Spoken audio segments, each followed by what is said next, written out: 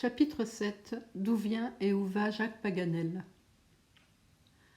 Le secrétaire de la Société de géographie devait être un aimable personnage, car tout cela fut dit avec beaucoup de grâce. Lord Glenarvan, d'ailleurs, savait parfaitement à qui il avait affaire. Le nom et le mérite de Jacques Paganel lui étaient parfaitement connus. Ses travaux géographiques, ses rapports sur les découvertes modernes insérés au bulletin de la Société, sa correspondance avec le monde entier en faisait l'un des savants les plus distingués de la France. Aussi Glenarvan tendit cordialement la main à son hôte inattendu. « Et maintenant que nos présentations sont faites, ajouta-t-il, voulez-vous me permettre, monsieur Paganel, de vous adresser une question ?»« 20 questions, my lord, répondit Jacques Paganel. Ce sera toujours un plaisir pour moi de m'entretenir avec vous. C'est avant-hier soir que vous êtes arrivé à bord de ce navire ? Oui, my lord. Avant-hier soir, à 8 heures, j'ai sauté du Caledonian Railway dans un cab et du cab dans le Scotia, où j'avais fait retenir de Paris la cabine numéro 6. La nuit était sombre, je ne vis personne à bord. Or, me sentant fatigué par 30 heures de route, et sachant que pour éviter le mal de mer, c'est une précaution bonne à prendre de se coucher en arrivant et de ne pas bouger de son cadre pendant les premiers jours de la traversée, je me suis mise au lit incontinent et j'ai consciencieusement dormi pendant 36 heures. Je vous prie de le croire. Les auditeurs de Jacques Paganel savaient désormais à quoi s'en tenir sur sa présence à bord. Le voyageur français, se trompant de navire, s'était embarqué pendant que l'équipage du Duncan assistait à la cérémonie de Saint-Mungo. Tout s'expliquait. Mais qu'allait dire le savant géographe lorsqu'il apprendrait le nom et la destination du navire sur lequel il avait pris passage? Ainsi, monsieur Paganel, dit Glenarvan, c'est Calcutta que vous avez choisi pour point de départ de vos voyages. Oui, my lord. Voir l'Inde est une idée que j'ai caressée pendant toute ma vie. C'est mon plus beau rêve qui va se réaliser enfin dans la patrie des éléphants et des togues. Alors, monsieur Paganel, il ne vous serait point indifférent de visiter un autre pays?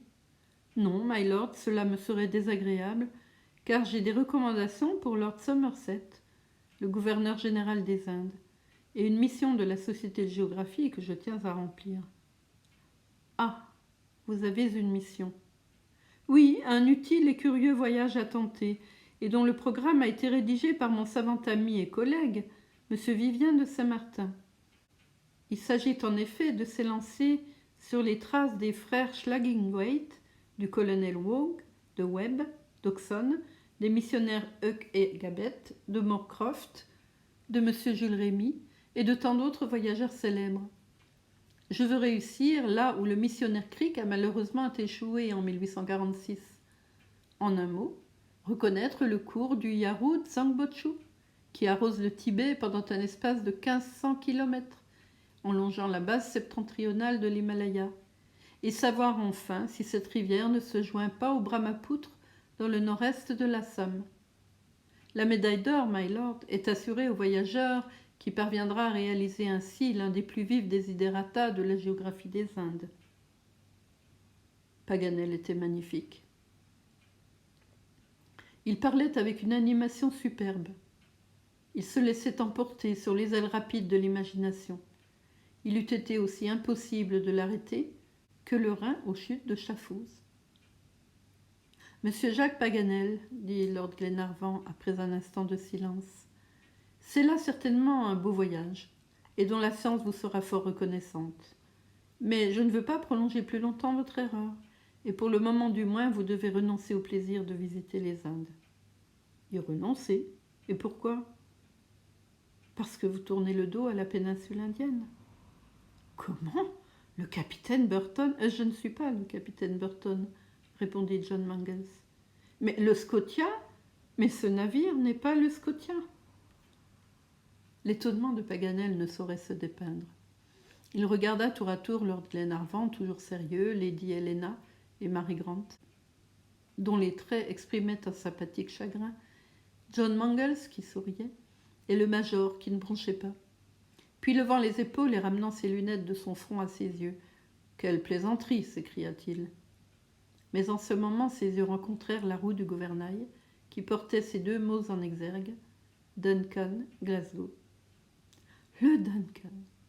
Le Duncan, fit-il en poussant un véritable cri de désespoir. Puis, dégringolant l'escalier de la dunette, il se précipita vers sa cabine.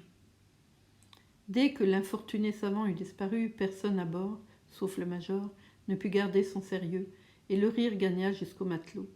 Se tromper de railway. Bon, prendre le train d'Édimbourg pour celui de Dumbarton passe encore, mais se tromper de navire et voguer vers le Chili quand on veut aller aux Indes, c'est là le fait d'une haute distraction. Au surplus, cela ne m'étonne pas de la part de Jacques Paganel, dit Glenarvan. Il est fort cité pour de pareilles mésaventures. Un jour, il a publié une célèbre carte d'Amérique dans laquelle il avait mis le Japon. Cela ne l'empêche pas d'être un savant distingué et l'un des meilleurs géographes de France.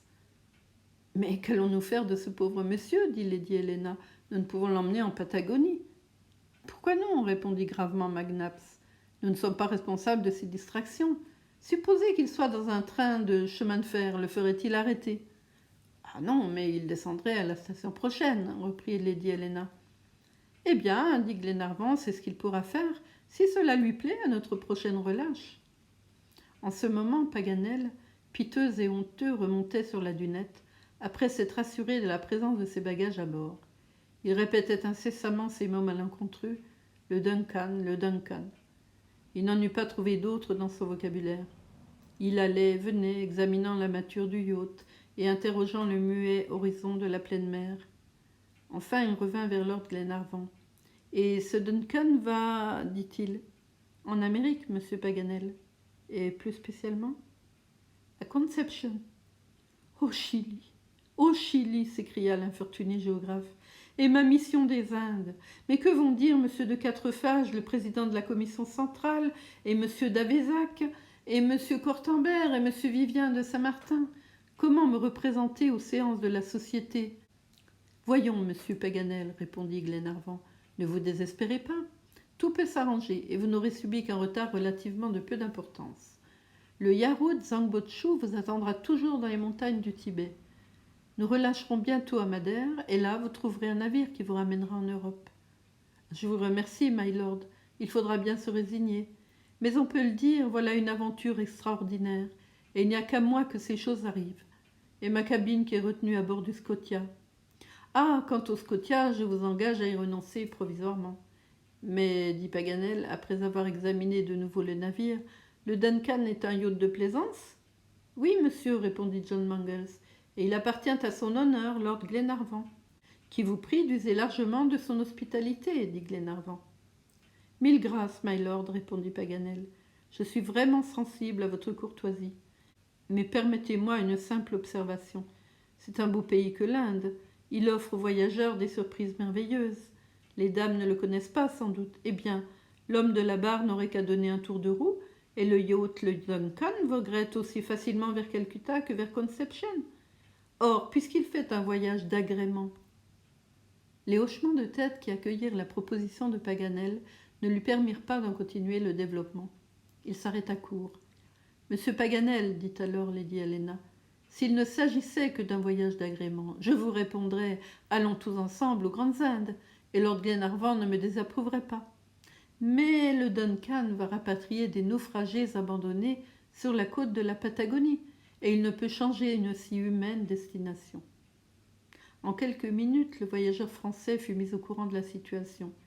Il apprit, non sans émotion, la providentielle rencontre des documents, l'histoire du capitaine Grant, la généreuse proposition de Lady Helena. « Madame, dit-il, permettez-moi d'admirer votre conduite en tout ceci et de l'admirer sans réserve. Que votre yacht continue sa route, je me reprocherais de le retarder d'un seul jour. »« Voulez-vous donc vous associer à nos recherches ?» demanda Lady Helena. « C'est impossible, madame. Il faut que je remplisse ma mission. Je débarquerai à votre prochaine relâche. »« À Madère, alors, dit John Mangles. »« À Madère, soit. Je ne serai qu'à 180 lieues de Lisbonne et j'attendrai là des moyens de transport. »« Eh bien, monsieur Paganel, dit Glenarvan, il sera fait suivant votre désir, et pour mon compte, je suis heureux de pouvoir vous offrir pendant quelques jours l'hospitalité à mon bord. Puissiez-vous ne pas trop vous ennuyer dans notre compagnie. »« Oh, my lord, s'écria le savant, je suis encore trop heureux de m'être trompé d'une si agréable façon. Néanmoins, c'est une situation fort ridicule que celle d'un homme qui s'embarque pour les Indes et fait voile pour l'Amérique. Malgré cette réflexion mélancolique, Paganel prit son parti d'un retard qu'il ne pouvait empêcher. Il se montra aimable, gai et même distrait. Il enchanta les dames par sa bonne humeur. Avant la fin de la journée, il était l'ami de tout le monde. Sur sa demande, le fameux document lui fut communiqué. Il l'étudia avec soin, longuement, minutieusement. Aucune autre interprétation ne lui parut possible. Mary Grant et son frère lui inspirèrent le plus vif intérêt. Il leur donna bon espoir. Sa façon d'entrevoir les événements et le succès indiscutable qu'il prédit au Duncan arrachèrent un sourire à la jeune fille. Vraiment, sans sa mission, il se serait lancé à la recherche du capitaine Grant. En ce qui concerne Lady Helena, quand il apprit qu'elle était fille de William Tufnell, ce fut une explosion d'interjections admiratives. Il avait connu son père. Quel savant audacieux! Que de lettres ils échangèrent quand William Tufnell fut membre correspondant de la société. C'était lui-même qui l'avait présenté à M. Maltebrun. Quelle rencontre et quel plaisir de voyager avec la fille de William Tufnell. Finalement, il demanda à Lady Helena la permission de l'embrasser, à quoi consentit Lady Glenarvan, quoique ce fût peut-être un peu improper.